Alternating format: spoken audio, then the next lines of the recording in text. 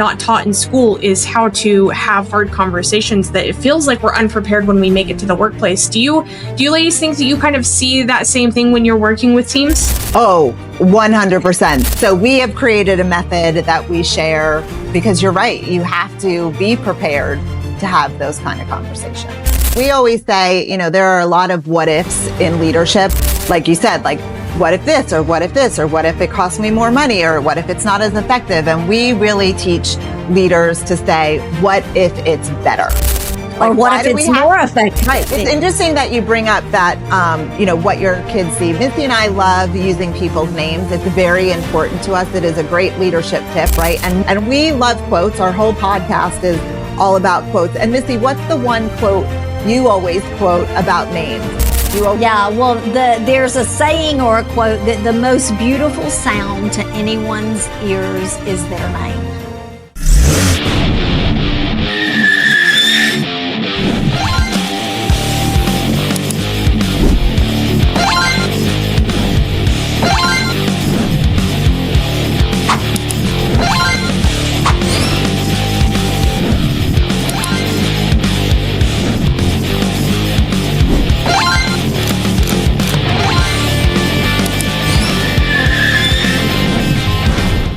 Welcome back to this week's episode of the I'm a Car Chick podcast. You already know it's Shasta Haddock, and we are in the season of promoting women in automotive, the conference. It is happening in August in Nashville. In person, we're going to see so many wonderful faces there, and I have the absolute pleasure of getting to interview some of our speakers for that conference. And today, I would like to bring you Mayce DelValle and Missy Washam of Mpactful Messages. Hello, ladies. How are you? Hello. We're so glad to be here with you, Shasta. I am so happy to have you, ladies, and you guys are in pink and you match, and I love it. You're best friends. We're going to have such a good time today. How are you? Yes, we're doing great. Thank you so much. It really is an honor and privilege to be here to talk and help you promote the event. We're excited to be speaking at the event. So all good stuff. Yeah. I can't wait to see you ladies speak at the event. Just reading what I have about you, getting to talk with you ladies a little bit, hearing your podcast. You guys have such a powerful message for the audience. And before we jump in, because I really want to jump in and talk more about what you guys bring to the table, do a little bit of intro. I'll just, because of order on the screen, Mayce, I'll start with you first. Tell us, where you come from and how you got into doing this. Absolutely. So my name is Mayce DelValle. I'm actually based in South Florida, near Palm Beach, Florida. And I live there with my husband and our 2 teenage sons. So if you are a praying type, send this mama prayers. I'll gladly take them. And then we have 2 puppies. I come from corporate America, not big time corporate, but maybe small hometown corporate, right? And I got into leadership development with my bestie because I wanted to help people who maybe had experiences like me, who had very poor leadership year after year, company after company, and give them the tools and resources that they could use to grow themselves and grow people on their team. So that's a little bit about me. You mentioned that you have 2 teen boys. Are they young teen or older teen? So 15 and 17, almost 18. So we just had a recent high school graduate. So he is headed into fire EMT. So we're really proud of him and his accomplishments. And then our younger son is going to be a sophomore in high school. Good little age gap. We have 13 and 14. So I get the thing, because that's when they're like all the time or getting in trouble together.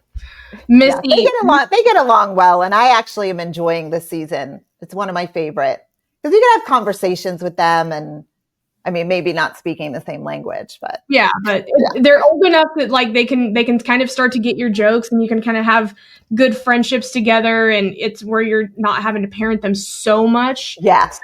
It is very nice. Yeah. And of course, we have Missy Washam with us too. Missy, you are Mayce's business partner. You guys have been doing the thing for over 5 years, and now you've got a successful podcast. You guys are about to release your second book. Missy, how did you get into doing this? So thank you again for having us, Shasta. I'm a former school teacher. I taught second grade and fourth grade. I was in the classroom for 15 years. Segued out of the classroom, had a franchise, still working with kids. But as I helped develop the franchise, I was working with franchise owners, and I was helping them kind of pave a way to have a successful business. I had a franchise myself, and I loved watching them take the lessons that I was able to teach them from just kind of experience and having some great leaders. I had some really great leaders, and I was able to see the ripple effect that caused. And so the reason I love being in the leadership space and coaching people to be better leaders is because it's really not about them. Although it is, there are benefits in being a great leader, but it really is, Shasta.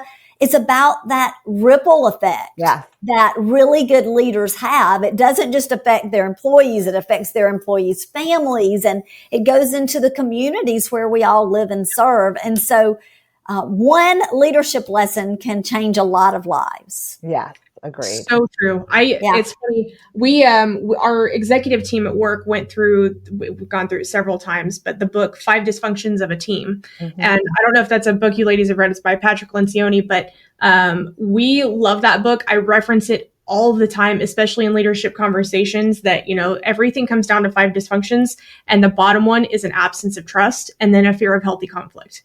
And those two things, if you don't have the ability to have healthy conflict or to trust in your team, you can't move forward. And there's such basic things that once you think about them, you're like, well, I should have known that. Yeah. But it's things that we're not instilled as children or, not taught in school, is how to have hard conversations that it feels like we're unprepared when we make it to the workplace. Do you ladies think that you kind of see that same thing when you're working with teams? Oh, 100%. And we actually, we have a method that we teach when we go into organizations, that we teach them how to have these conversations in such a way that they feel really good about it, that everybody feels good, not just the leader having the conversation, but the recipient who's getting kind of like the bad news given to them. So we have created a method that we share, because you're right. You have to be prepared to have those kind of conversations. Definitely. Yes, definitely. And I would say, you mentioned kind of fear, Shasta. I think fear is an underlying, varmint, so to speak, that holds us back from so many things as we're trying to move forward in our connections and as we lead. You will find that fear is often that underlying theme that is holding people back from leading well. Sure. Yeah. And it's so often just the fear of the unknown, the fear of, well, what if they say no? What if they laugh at me? What if they think I'm silly? And you know what? Most of the time, they're just appreciative that you took the step, you took the chance on yourself or on them. And it more often than not comes back better than you could have ever expected. Oh, 100%. We always say, there are a lot of what ifs in leadership. Like you said, like, what if this, or what if this, or what if it costs me more money, or what if it's not as effective? And we really teach leaders to say, what if it's better? Like, or what if it's more effective? Right. Why do we have to go towards the negative? Why do we always go? I mean, I think that's just human nature, but that is the default setting for most people, is what if it's bad? What if they hate me? What if it doesn't go well as planned? But if we could just take a little bit and just flip that switch and say, what if it's better? That just opens such tremendous doors for people. Definitely. And it can take that fear and it can flip the script and make you almost excited to try new things or new ways, because you're like, what if this is better? What if this is more efficient? What if I get to go home and have dinner with my family more on a regular basis? But you just hold on to those fears, and it can be crippling. Yeah. I've said it so many times on the podcast that I'm sure if you're a returning listener, you've had to have heard me say this before. My favorite quote in the world. This episode is brought to you by Epic BDC, your #1 outsourced BDC solution. Check out more about Epic BDC by clicking the link in the show notes or visiting epicbdc.com. Is from Wayne Gretzky, you miss 100% of the shots you don't take.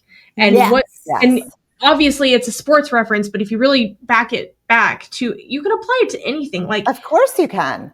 your goals in life, like part of what I'm speaking on there is you have not because you ask not. And it comes back to the virtue of attracting what you want. And if you don't go for it and tell the universe, God, the world, whoever, this is something that I want, it's not going to give it to you, because how would it know? Yeah. Shasta, it's funny. Missy and I always joke, we love sports analogies, but we do not love sports. We're not we are not sporty girls. We will use a sports analogy and do so very often, with research, of course, because we wouldn't necessarily know who the sports figure is that is saying the quote, or the analogy. We love those analogies. We're just not very good sporty girls.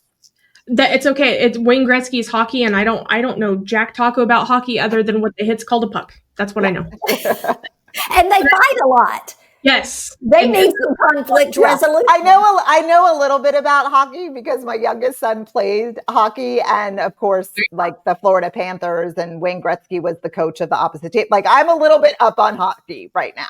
There you go. Yeah. How about that? I'm impressed. I know. Thank you. That would be a cool. I can't say it about a lot of other sports, but hockey, I got it for right now. See, my one sport is football. That's I grew up all around football, and then got into NFL football, unfortunately, because that's an expensive hobby. When I was like 19 or 20, 21, something like that, got taken to my first NFL game and was like, oh, this is the greatest thing ever. What was your team? Which team? Chiefs. Okay. Okay. So you're a big Swiftie. No. And it's funny how many people think that. Like, I know, I'm just teasing. I was at the NADA conference, not this year, but the year prior, and I changed out my lanyard to a Chiefs one because someone at the event was giving them out, and I was like, well, duh, I need one. Like, why not? And I walked around with it, and this gentleman saw me and was like, oh, you're a Swiftie. And I'm like, but if I was a guy, you wouldn't have asked me that. Like, right? You're saying that to my woman. But it's unreal how often that happens. But no, she did great things for football and for bringing more women into football and young girls, even because she's got such a young fan base. But no, I fell in love with the Chiefs back way before she was ever in the picture. So I'm lucky I was in before the bandwagon. But in the world of sports and automotive and how they all play closely together, how did you guys get kind of into automotive? Like, have you done a lot of work with dealerships or automotive businesses? How did you kind of get that arm in? I mean, it just kind of landed on us, right? I mean, we were referred to a great company, and then from that referral came referrals. So we've worked quite often in the automotive industry, and we love them. They love us. They are so much fun. Yes. We love working with the folks. I'm talking about from the wrench turners to the managers. Like, we've trained them all, and they are some of our favorite folks to work with. Yeah, absolutely. Because you ladies get to work in so many different industries, what would you say is like the biggest difference that the automotive sector has over other industries?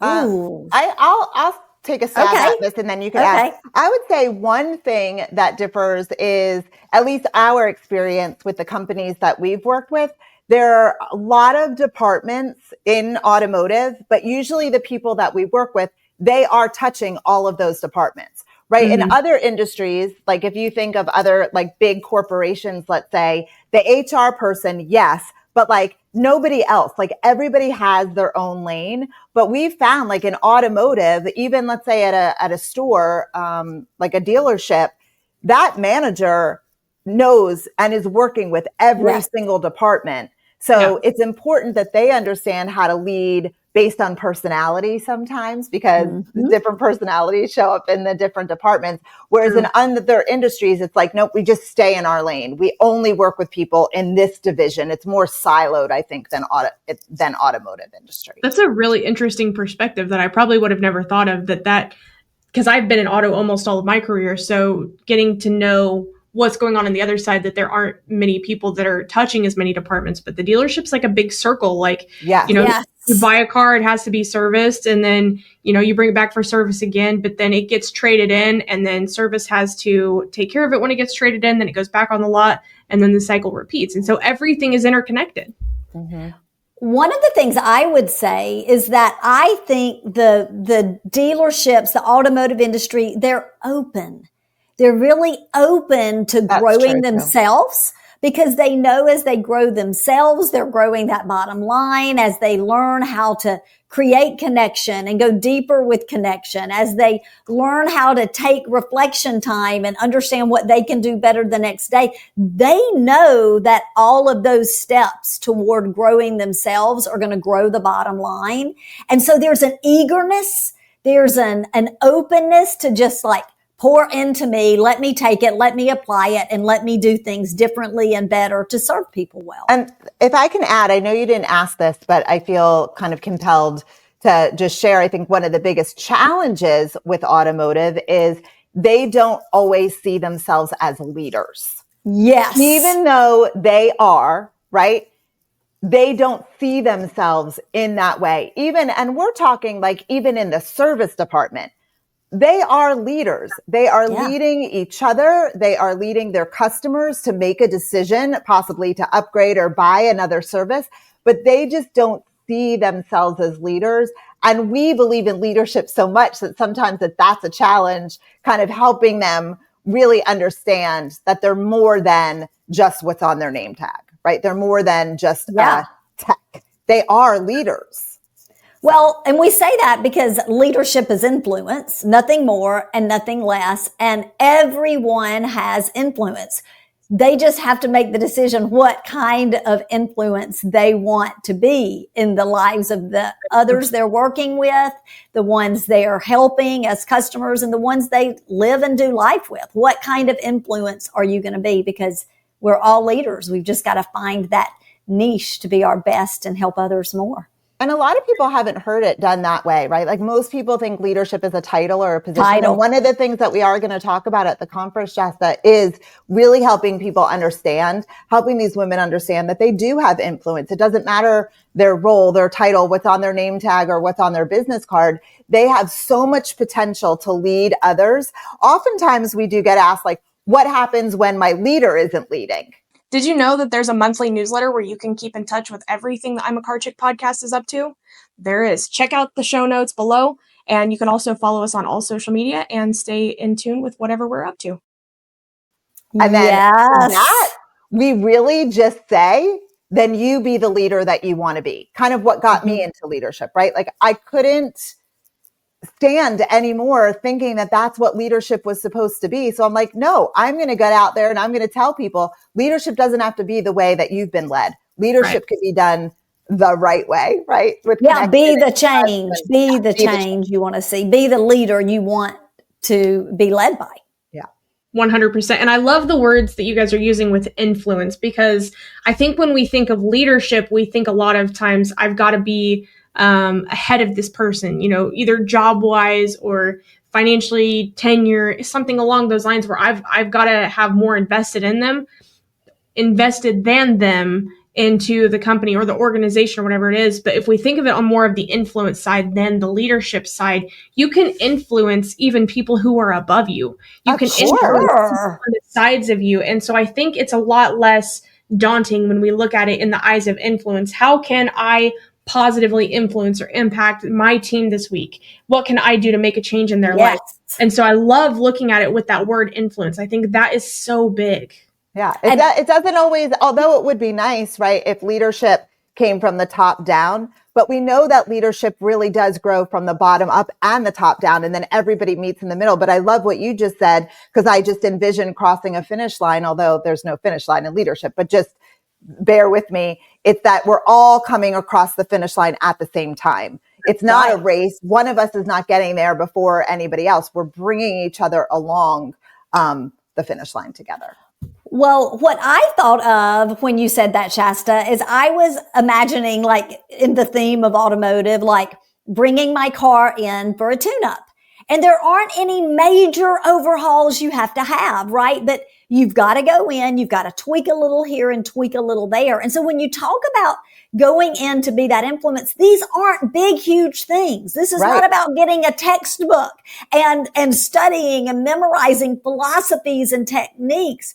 really, it's simple little tweaks that you can intentionally do that can change your influence to all of those around you. And well, again, I'll go back to the ripple effect. It creates the ripple effect. Yep. I think the other word that you just used that's so important is that word intentional, right? Yes. Leadership is not going to happen by accident. The things that we're going to teach in Nashville are not going to happen by accident. You're not going to change your attitude because you just decided to wake up and said, today I'm going to have a new attitude. Like, you have to be intentional about things. But one of the things, Shasta, I think Missy and I really pride ourselves on when we teach and when we train and when we coach is that we're going to show you the steps to do. So we're not going to say you have to be intentional and then you're going to be like, but what does that look like?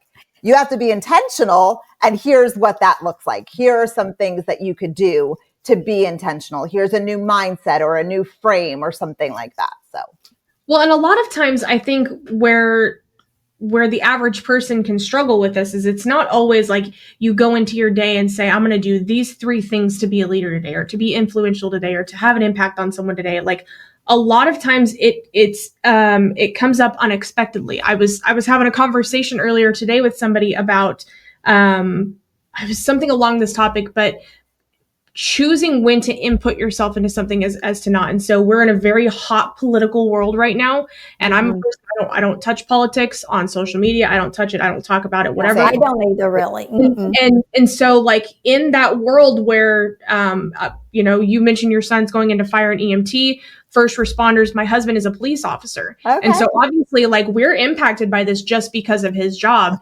And so taking me a year ago would have jumped into these conversations and been like, blah, blah, blah, blah, blah, blah, like just saying stuff like whether on one side or the other. And now I'm reading these posts and I'm like, if my comment on this post is not going to be productive or helpful, it's not needed here. Right. And that's a great filter. It takes that, it takes so much because there's so many times where I would type it all out and be all angry and stuff. And I'm like, this isn't helpful. Backspace everything. And it applies to so many different sections of life. That one's just so recent because of everything happening in the world. But it's one of those things where, you see someone saying something negative online and you want to jump in and be like, oh yeah, blah, blah, blah. Or jumping into a text message conversation with a coworker and this job is BS or whatever. And in that opportunity or in those instances, you have the opportunity to turn it around. And you have to be intentional, right? You made an intentional choice that regardless of what's posted, I'm just going to zip my lip and I'm not going to engage. Whereas the other people, I would say most people, they don't use intentionality as a filter. They're just like, oh, someone said something. I agree with it. I don't agree with it. Blah, blah, blah, right? Yep. So. And on top of that, ladies, is the fact that the highest form and probably the most difficult form of leadership is self-leadership. Mm-hmm. And so when you make that intentional choice, Shasta, to zip it or to move your hands off that keyboard, you're self-leading. You're intentionally taking action on the type of influencer you want to be. Absolutely. Exactly. And you don't realize it until you have to be in those situations, which is why I say it's intentional because, if I don't have that voice in the back of my head that says, who do you want to be? Who do you want to be showing yourself as to other people? If the GM of a dealership who I would like to sign is reading this comment, is that going to be okay with me? That's very specific to me and my industry, but it's that intentional thought that we have to put forth. And everything you say, always remembering, once these words leave my mouth or leave my fingertips, I cannot bring them back. Am I okay with that? Yes. Am I okay with that? And that's so much of that intentionality. And I would also say, Shasta, like you used the GM as an example, but if as a leader, as a manager of people, you're setting the tone for what your people then do, right? We're currently working with a company and they're having like there's a major disaster going on inside their company. That's out of a lot of people's hands. It's nothing that these leaders can really help with. And we just said to them, how you show up is in this moment is potentially going to define your leadership for your people in the future. For sure. How you show up right now, your response to this disaster will define how they see you. So really ask yourself, how do I want my people to see me in this moment? What do I want to be known for? Yeah. Right? None of us want to be known for, flying off the hinges or going off on people or ranting or venting. I mean, I guess some people do. Yeah, I was going to say the Karens, maybe. That's what they want to do. Some people do, but, we with, leadership experience and knowledge and all of that, we know that there's going to be people watching us. Someday our kids on social media are going to be watching us. I mean, your kids, I think both of your guys' kids are probably old enough that some of them are on social media. Yeah. How do I want my kids seeing myself interact on social media with friends, family, strangers? And is this the way that I want them treating people? And it's in that moment, we don't think it's leadership. Yeah. But it's interesting that you bring up that, what your kids see. Missy and I love using people's names. It's very important to us. It is a great leadership tip, right? And most people in any industry have name tags. And typically at restaurants, they have name tags. And I remember years ago going to a restaurant and the server, you could just tell, was a little bit frenzied, and they had the name tag. And I said, Mary, it's okay. Like, whatever the situation, like, don't worry about it. And Mary walked away, and my son was like, how'd you know her name? Do you know her? And I said, baby, she's wearing a name tag. Like, it's not that hard to use someone's name, especially when they're wearing a name tag. And we love quotes. Our whole podcast is all about quotes. And Missy, what's the one quote you always quote about names? You always say a great quote. This episode is brought to you by SCP Agency, your one-stop shop for organic social media. Check them out by clicking the link in the show notes or visit scpagency.com. Yeah, well, there's a saying or a quote that the most beautiful sound to anyone's ears is their name. I like that. I've never heard that before, but I really like that. And it's so true. Yeah. So when you're coming to a conference, if you have a name tag, like, use people's name. Like, and the crazy part is, Shasta, like, it almost takes people back. Yes, like, when you use their name, like, I'll go to Publix and, the cashier will help. And I was like, well, thank you, Sue. And she's like, I'm like, you're wearing. They forget they're wearing a name tag. Right. And they're like, do I know you? How do you know my name? Like, that's freaking me out. But like, it breaks down barriers. It puts people at ease. I think it makes them feel comfortable. We love using names. We do. And a story that I'll share here, kind of to piggyback on that, is when I was teaching school, so often the people behind the counter, people just look at them as someone who is there to serve them. Yes. And so talking about self-leadership and what your kids and the people around you see, I can remember when I was teaching school and we would go through the cafeteria line, and I would have my kids, like, they knew the cafeteria ladies' names. Yes. And they would be like, oh, Miss Shirley, I love it when you make these sweet potatoes, right? Or, oh, Miss Betty, Miss Washam told us that you had a new grandbaby yesterday.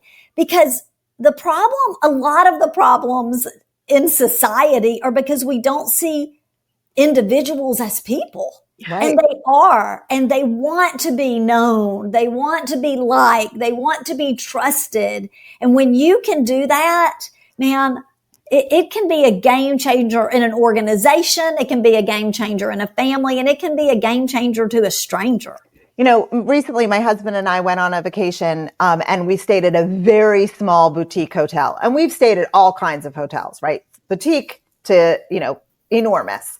And my husband loved it there so much. And I said, do you love it here so much because they're using our name at every opportunity? And he said, I think it is.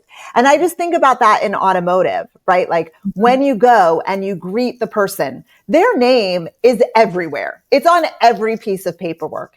And when you can use someone's name and you can say, Miss Washam, don't worry, your car is in great hands. We'll see you in an hour. And then when you text them, not just a message like your car is ready, but Miss Washam, your car is ready. Like, they are coming back to you time and time again because you see them and you're treating them like a person, not just another customer. And that is something we believe so much. Connection is the core to leadership. Like, that is our philosophy that Mpactful Messages is based on. And using people's names, just as a tip, is a great way to connect. And that is a form of leadership. Again, it's one of those small, tiny things, right? It's one of those intentional. Shasta. It is. That's right. And it reminds me to what you were saying earlier. I think Macy was the one that said it when you were talking about the pond and the ripples in the pond. And every small pebble that you put in makes a bigger ripple effect, and the ripples run into the ripples, and it makes it bigger. And these are all so small. Like, it doesn't cost you anything to use someone. Right. Yeah. It's easy. It doesn't even take any extra time unless their name is something crazy and long. But even then you say, how do you say your name? Or that's a beautiful name. Or I've never heard anyone say that name. Or I'm sorry if I'm butchering it. I'm doing my best. Help me, right? My biggest fear, especially with podcasting, and I don't know if you ladies have run into the same thing, but the fear of accidentally saying someone's name wrong. So if I don't already know how to say your name, I'm going to ask you ahead of time. Oh, yeah. No, we always ask, even when we know. Because my last name, like, just confirm. Everybody assumes my last name is Haddock because that's the common pronunciation. And it's funny, most of the people at my husband's job call him Officer Haddock. Like, they don't even know. And so I had to correct them not too long. I'm like, it's actually Haddock. Like, you would know that. And they're like, I don't even know how to talk to him now. I've been saying his name wrong since 2019. It's one of those small things that just making that little bit of change, it just makes an impact. Yeah, that's absolutely. right. Absolutely. You ladies are both so obviously passionate about this. And the more that I looked into your guys' website, watched your podcast, I got a chance to see just how passionate about this you guys are. But then even talking with you ladies ahead of time, and you mentioned that you guys are writing your second book as a duo. You each have your own book. You guys are getting ready to release the second book, which I'm so hopeful I do not butcher the title, because that's okay. We'll help you if you get it wrong. We'll you tell take you. it. Okay, so go ahead, Miss. You say it. It is Unstoppable, a 40-day devotional for women who lead with confidence and purpose.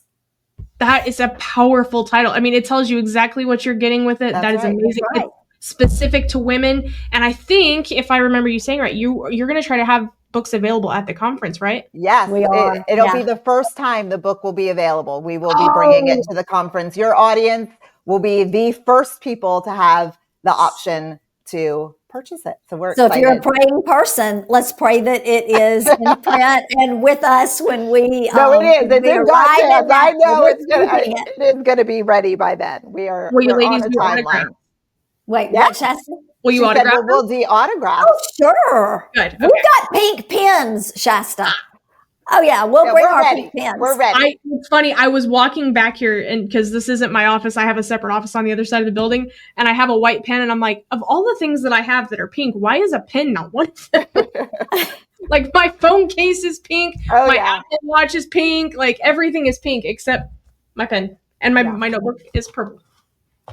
And your background is purple. Yeah, I know. It's the small things, the very small things.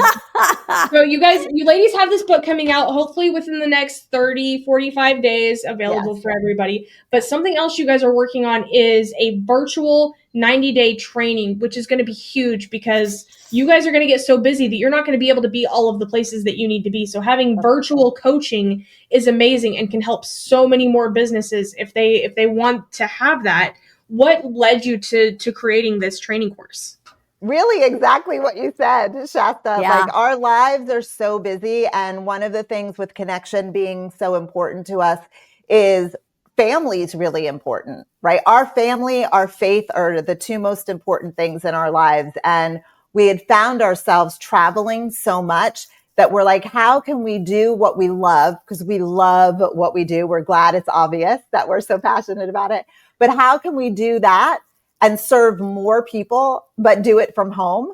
So this will be a 90-day virtual, but there will have, there'll be live components. So it's not like going to be all video. There'll be Zoom calls. It'll be interactive because obviously that's who we are. We love interacting. So we're really, really excited about it. It's going to be called Leadership Collective, and it'll be launching right after the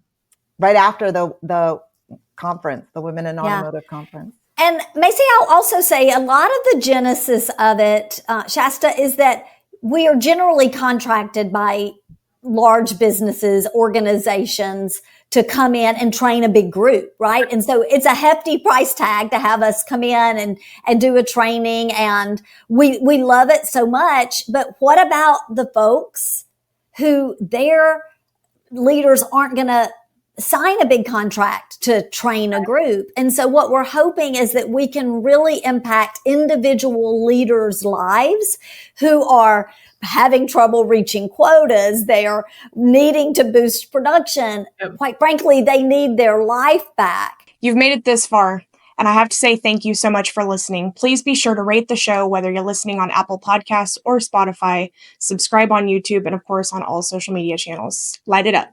Right. Like we want to help people avoid burnout, right? Because we know that at that mid-level, that burnout is a real thing. Yeah. But we know we could help them. And I love what you said, Missy. Like sometimes it's just one person in an organization. Right. And that ripple effect that we were talking about earlier, we don't want them to have to miss out on what we could offer them because their company isn't bringing us in. So the design of this program is that an individual can purchase it or a company could purchase it for one person or many people. Just, we want to get what we do in the hands of more people at the end of the day. We just have a heart to serve as many leaders as we can. And I would say, Macy, when we get a testimonial, like the one we got yesterday, the guy who just emailed us out of the blue, Shasta, we hadn't trained him in, near to a year, I believe, ago. And he's like, ladies, I just want you to know that you've changed the way I lead and the way I live. And when you get to have those type of connections with people and you see the results of pouring into them, man, it is something that you just want to help more people. Yeah. And the awesome thing is getting to see it be a snowball effect, because then they become that kind of leader for their team. Yeah. And that ripple effect. When their team starts leading, that's the type of leader they're going to be. And then they'll improve even more. And then it just gets better and better. And before you know it, we've got a bunch of good people out there instead of people. That's right. That's right. We want good leadership, not crappy leadership. Oh, man. I feel like we could just have a whole episode on just all the bad leadership that we've had to endure. Oh, we've got stories. I can imagine. Especially, I feel like in schools, you said you were an elementary teacher, Missy. And so that schools alone, like they seem so misguided sometimes because they're having to answer to government, to parents, to teachers, to everybody else in the community. And you're like, who's my master? Who do I serve? Shasta, I'll tell you, I never thought I'd leave the classroom, but it's a lot of those things that I said, God has gifted me with the ability to teach. Where are you sending me? Because the red tape, the focus on standardized testing, I wasn't able to lead my classroom in a way that really, I felt like was impactful. And I thought, I've got to find another way. And, I have a couple of different times, and now we've landed in something that's going to be really impactful for individuals. Do you ever get a chance to go and talk to students at school and do leadership training with them? Yeah, we do. We've trained school systems and worked with individual schools, teachers, and the school systems definitely need leadership training. And some of them are coming on board, but it's a little bit slow, especially when you, as I said, focused on standardized test scores and checking off boxes. Because leadership is not a check off a box kind of a deal. Yeah. I'll tell you, I mean, I'm 30, so I've been out of school, we'll say 12 years, and I cannot tell you what my ACT score was. I have no idea. No, right. It did. But you can probably, Shasta, think of a teacher or a leader in your life during that time that dramatically impacted your life in a positive way. Oh, absolutely. I've had so many great teachers that, cared or invested in me when, I'll tell you, I was not a homework doer at all. I was a little rebel. I would understand the assignment, and I would prove it on the test that I knew the assignment, but I would not do the homework. And I eventually, I think it was my junior year, came across a teacher who was willing to supplement by giving me more questions on the test and willing to take away my homework because she knew I just wasn't doing it. She's like, I'm not willing to let you fail my class because you won't do the homework. You've already proven you know this stuff. I'm going to give you a harder test to let you know your skills. It was the one and only teacher that ever did it, which... Boy, Macy, there's a leadership lesson in that. Sure is. There sure is. Since then, I'm not as stubborn. Yeah. There's leadership lessons everywhere you look, right? I mean, you could really, Yes. good, bad, they're in front of us. And I think our job, our responsibility is to really equip people to be the best leaders that they could possibly be. And what we love too, Shasta, is what we teach is not just applicable at work. Right. You know, it's applicable at home. And we've had student after student come to us and say, because of your training, because of your coaching, because of your class, my relationship has been restored. You know, my health has been restored. My health has been restored. Yeah. So although what we teach is leadership at work, it is so much more than that. I mean, at least that's our hope for people. I love that. I feel like, especially in today's day and age with all the technology, you know, the more that we can connect with our children at home, our spouses, like, I'm proud to say I'm definitely the leader of my household. And so the more ways that I can do that in an effective way, I'm 1,000% on board. And I know there's got to be other moms, dads, aunts, uncles out there that feel the same way, that just want to connect with their family more when we're also just stuck in that dang screen. That's right. It's huge. You guys have so much amazing things coming up, and I can't wait to watch it. I can't wait to be in your session at Women in Automotive. This is going to be so exciting. You have some amazing things in store for all of us. And if you are attending Women in Automotive, this is a code you are only going to hear here. I have a discount code for you. It is, I thought I wrote it down and I didn't, so I'm a super failure here. It is. Well, while you're looking, one of the things that I want to say is, please, if you're coming, please come up and say hi to us. We would love to meet you. People never know which one is Mayce and Missy. So just, we're M&M. That's what people call us. That's how we're known around town and places. Just, there's M&M. And we're pretty short girls, because a lot of people expect us to be very tall. I don't know why they have that. I would expect that. Yeah, no, we're like 5'4" and 5'3". So, and here's a disclaimer. Don't shake our hand, because we're going in for the hug. Yeah. So if you're not a hugger, you probably need to tell us that as you're walking up. Like, I'm not going to hug you, but nice to meet you, because we're going to grab you and hug you. We're huggers, for sure. Yeah, are you wearing huggers at the conference? Oh, you just wait, girl. You just wait. We are pink. You will notice us in our pink. I'll spot you easily. Oh, yes, you I'm will. coming in for a hug. You better believe it. Right. We're excited. So I finally found the code. I thought I wrote it down. Good. I didn't. I failed myself. Your code, you will not see this online anywhere. You will not see this in text anywhere. The only place you can get this is from my lips right now. Your code to attend this conference for 15% off is CarChick25. So if you would like to attend the Women in Automotive conference and you're like, oh, that's pricey, take 15% off on me. Do it. But how nice of you. I do.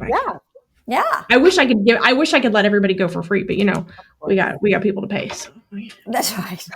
But I'm so excited to see you ladies there. I can't wait to hear you speak. You guys are doing some amazing things in the world. I mean, heck, I'm already going to have a better day because of just talking with you both. And it has been such an honor and privilege to be with you and your listeners. And I'm sure you'll put in the show notes how people can find us. We would love to connect with as many of your listeners as possible, and, you know, just serve them any way that we can. I do have all of the social media links in the show notes for Mpactful Messages. Would you guys like me to add your individual, like, LinkedIn accounts? You can. You don't have to. Whatever. Everything. We're just. It's all one. Like the show notes. See what's there. Yeah. Just take a look. Check out the notes.